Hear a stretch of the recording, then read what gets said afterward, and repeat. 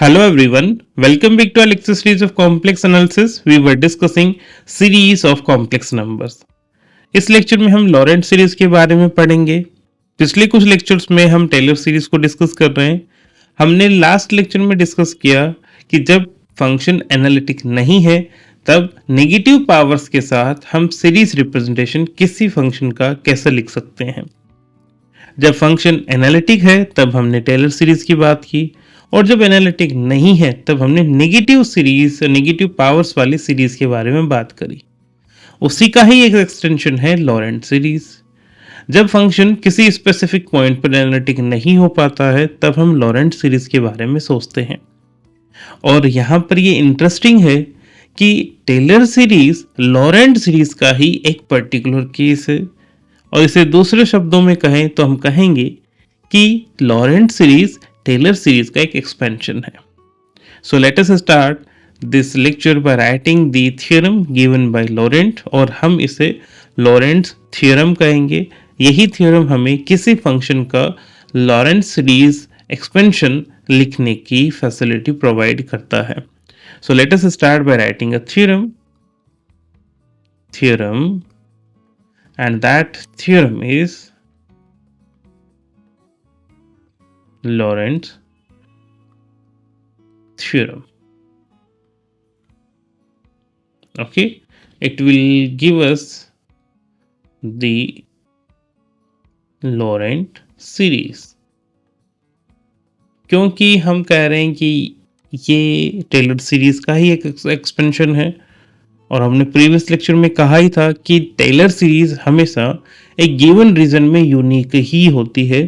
तो उसी के ही एक्सटेंशन से हम कह रहे हैं कि किसी फंक्शन का लॉरेंट सीरीज एक्सपेंशन भी यूनिक होता है. So this theorem says suppose that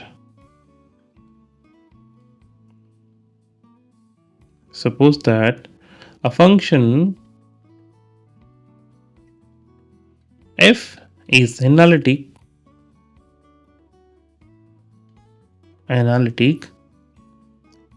throughout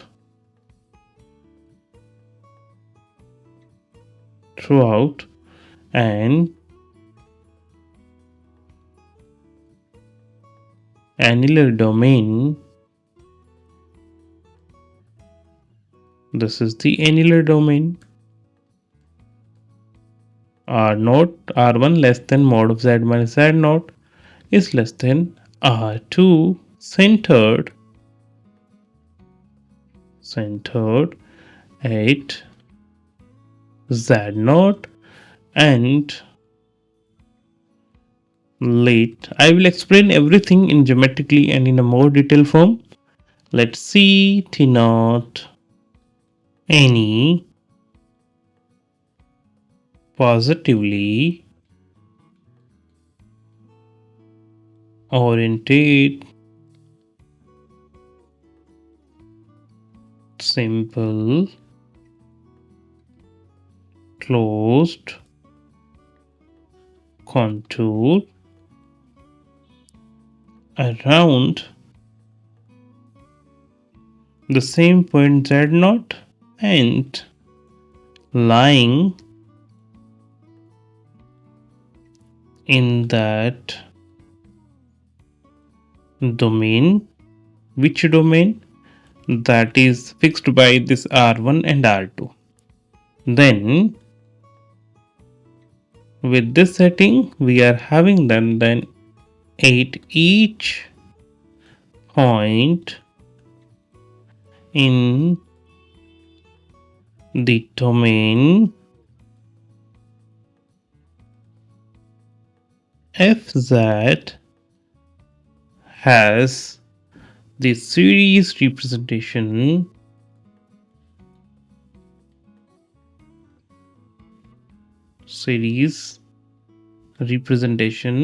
that is given by, this is very important one, okay, f of z is equal to summation n running from 0 to infinity, then an z minus z naught to the power n plus summation and running from 1 to infinity, then bn over, अब यहाँ पर negative powers है, z minus z naught to the power n।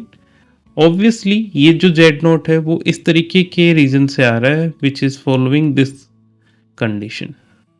Okay, जब भी हम series लिखेंगे तो उसका ये रिप्रेजेंटेशन कहाँ पर वैलिड है वो रीजन हम जरूर मेंशन करेंगे। ठीक है, अब यहाँ पर दो तरीके के कोफिशिएंट है, ए एन और बी एन, तो हम लिख रहे हैं where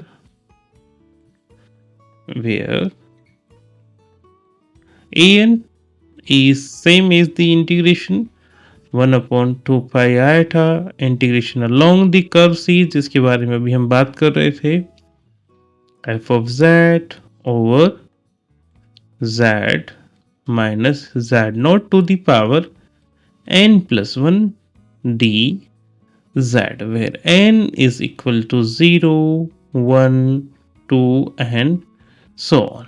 Okay, and if we think about bn, then it is given by 1 upon 2 pi iota integration along C of fz over z minus z naught to the power minus n plus 1। Okay, तो इसमें और इसमें difference केवल minus N का ही है, and again that n is running from 1, 2 and so on. Okay, so this is the complete theorem और ये हमें ये वाला सीरीज रिप्रेजेंटेशन देता है। ठीक है, जब भी आप लॉरेंट सीरीज के बारे में सोचेंगे तो आपके पास ए एन और बी एन इस तरीके के इंटीग्रेशन की फॉर्म में गिवन हो और ये सीरीज रिप्रेजेंटेशन एफ का हम दे रहे हैं, तो इसी सीरीज को या फिर इसी रिप्रेजेंटेशन को हम कहेंगे Laurent series representation of this function f around the point z naught in this region r1 less than z minus z naught less than r2। Okay, अब हम बात कर रहे थे कि ये जो रीजन है वो किस तरीके का है। सो लेट मी शो यू कि यहाँ पर हम किस तरीके के रीजन्स की बात कर रहे थे। So let's say this is our complex plane and somewhere we will have some z naught point। Okay, अभी मैं वो पॉइंट नहीं बना रहा हूँ, मैं ये मान लेते हैं कि हमारे पास ये एक सर्कल है, this is any circle. Okay, and somewhere we are having another circle. जरूरी नहीं है कि हम किसी भी रेडियस का ले सकते हैं, द पॉइंट इज दैट कि दोनों का सेंटर सेम ही होना चाहिए। ठीक है, let me construct in a more suitable way, जिससे कि हमें ये दिखे कि इन दोनों का सेंटर सेम ही है। Okay, this is quite okay. Now this particular blue radius is r2 and that green radius is r1। Okay, and that particular point is z naught। तो हमें कहा गया था कि r1 और r2 इस तरीके से हैं कि ये वाली जो डिस्टेंस है वो है r2। ठीक है, और ये जो डिस्टेंस अभी हम बनाने वाले हैं that distance is r1। Okay, अब हमें ये कहा गया है कि C कोई भी ऐसा सिंपल क्लोज्ड कॉन्टूर है जो कि पॉजिटिवली ओरिएंटेड है और वो क्लोज्ड है। ये हमारा positively oriented simple closed contour जो कि इन दोनों के बीच में लाई कर रहा है। अब ये जो ग्रीन और ब्लू आपको सर्कल्स दिख रहे हैं, इनके बीच का जो भी एरिया है इसे ही हम बोलते हैं एनुलर डोमेन। ठीक है, ये एक एनालिस है और इनके बीच का जो भी एरिया है, जो भी डोमेन है, उसको हम बोलते हैं annular domain. Okay, now the point could be anywhere in this domain, और हमने कहा कि हमारा पॉइंट ये वाला पॉइंट है। Suppose this is our point z point. Okay, and this point is z naught point. So we are writing z minus z naught. Okay, और ये जो z नॉट पॉइंट है ये हमेशा इस कर्व के अंदर ही रहेगा, इसके लिए एक इंटीरियर पॉइंट रहेगा। तो सेटिंग क्या है कि हमारे पास दो r1 और r2 होंगे और इस तरीके के पॉइंट्स होंगे कि जहां पर फंक्शन को प्रॉब्लम है, जैसे आप देखेंगे जब हम फंक्शन का ये वाला रिप्रेजेंटेशन लिख रहे हैं तो z माइनस जेड नॉट ना यहाँ डिनोमिनेटर में है, तो फंक्शन को ऑब्वियसली जेड नॉट पर प्रॉब्लम है। और जेड नॉट पॉइंट कहाँ है? इस ग्रीन सर्कल के अंदर है, जबकि हमारा डोमेन ऑफ डिस्कशन कहाँ है? इस ग्रीन सर्कल के बाहर और इस ब्लू सर्कल के अंदर।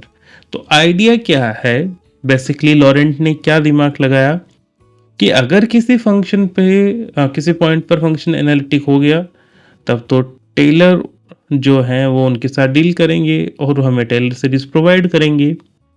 बट जब एनालिटिक नहीं है, तब हमने प्रीवियस लेक्चर में भी देखा था कि जब हम 1/z लिख रहे थे या 1/z³ से मल्टीप्लाई कर रहे थे, तब हम जीरो को एक्सक्लूड कर रहे थे। तो उन्होंने यही सोचा कि जिस भी पॉइंट पर प्रॉब्लम है, हम उस पॉइंट को एक्सक्लूड कर देते हैं। और उस पॉइंट को एक्सक्लूड कैसे कर सकते हैं? कि हम उसके अराउंड एक सेंटर, उसके अराउंड उसी को सेंटर मान के हम कोई भी एक सर्कल बनाएं और उसका एक्सटीरियर वाला रीजन ले लेंगे, तो ये ऑटोमेटिक ही बाहर हो गया है point. Okay, so this is the idea behind the Laurent series. Okay, so this is the Laurent series. Again I am saying function has to be analytic in this particular region, that is this region. Okay, इस green circle के बाहर और blue circle के अंदर वाला जो annular domain है, इसके अंदर फंक्शन एनालिटिक होना चाहिए। जिस पॉइंट पर प्रॉब्लम है z नॉट, वो हमारे डोमेन का पार्ट नहीं है, तो इस डोमेन के हर एक पॉइंट पर दैट हर एक पॉइंट इज z, उस पर हम फंक्शन का सीरीज रिप्रेजेंटेशन लिख सकते हैं। अब जो भी सीरीज रिप्रेजेंटेशन होगा उसे ही हम लॉरेंट सीरीज कहेंगे। ठीक है, यहाँ पर ये जो कर्व C है that is use to write और calculate the coefficient En and coefficient Bn। Okay, यहाँ पर आप देख पा रहे होंगे कि यहाँ जो फर्स्ट सीरीज है इसके अंदर z माइनस जेड नॉट की पॉजिटिव पावर्स है और यहाँ पर नेगेटिव पावर्स है। तो दोनों सीरीज में जब इस तरीके की दो टाइप की हम सीरीज लिख रहे हैं फंक्शन के लॉरेंट सीरीज एक्सप्रेशन में, तो वो वाला पार्ट जिसके अंदर नेगेटिव पावर्स है उनको हम बोलते हैं प्रिंसिपल पार्ट, और सीरीज के लॉरेंट सीरीज का वो पार्ट या वो कंपोनेंट जिसके अंदर पॉजिटिव पावर्स है उसे हम बोलते हैं एनालिटिक पार्ट। ये वाला जो कंसेप्ट है ये हमें काम आएगा जब हम लोग टाइप ऑफ सिंगुलरिटीज पढ़ेंगे। तो वहाँ पर जब हमें ये आइडेंटिफाई करना है कि टाइप ऑफ सिंगुलरिटी पोल है और पोल किस ऑर्डर का है, तब हम इसी प्रिंसिपल पार्ट को यूज करेंगे to identify the order of a pole. Okay, so let me mention everything जो कि हमारे आगे के सब्सिक्वेंट लेक्चर्स में काम आएंगे। अभी हम बात करते हैं इसके अलग अलग एस्पेक्ट्स की, जिससे कि हम इसे और अच्छे से समझ पाए। ठीक है।